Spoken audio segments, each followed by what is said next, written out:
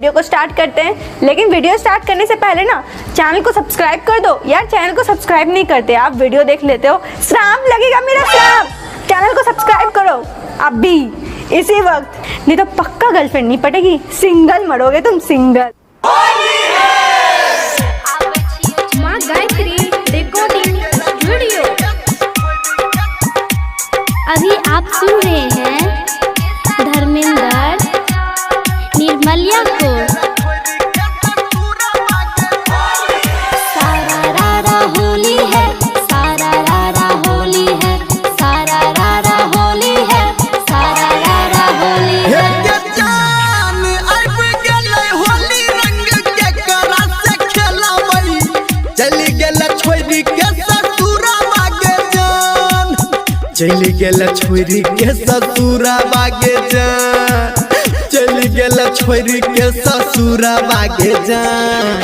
अब गेलै होली रंग के करा से खेलावई, चली गेल छोरी के ससुरा बागे जान। मेरे जान अब गेलै होली रंग तोरे सा खेलबो, आबै छियो छोरी के ससुरा बारे जान, आबै छियो छोरी के ससुरा बारे जान, आबै छियो छोरी के ससुरा बारे जान। आब गेलै होली रंग तोरे सा खेलबो, आबै छियो छोरी के ससुरा बारे जान। DJ good Madhubani, DJ good Madhubani, आबै छियो छोरी के ससुरा बारे जान।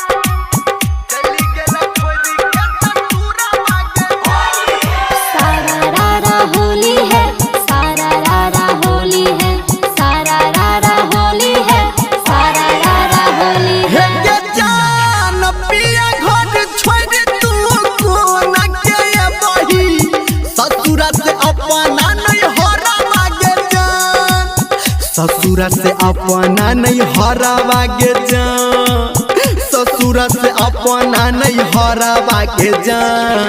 पिया घर छोड़ तू कोना के बही, ससुरा से अपना नहीं हरा बागे जान। हेरे जान पिया घर छोड़ी देबै, तोरा संग चली एबो, ससुरा से अपने नहीं हरावारे जान, ससुरा से अपने नहीं हरावारे जान, ससुरा से अपने नहीं हरावारे जान।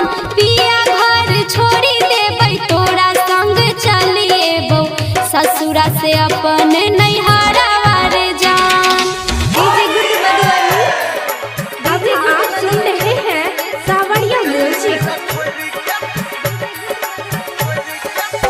आबै छियो छोरी के ससुरा बारे जान।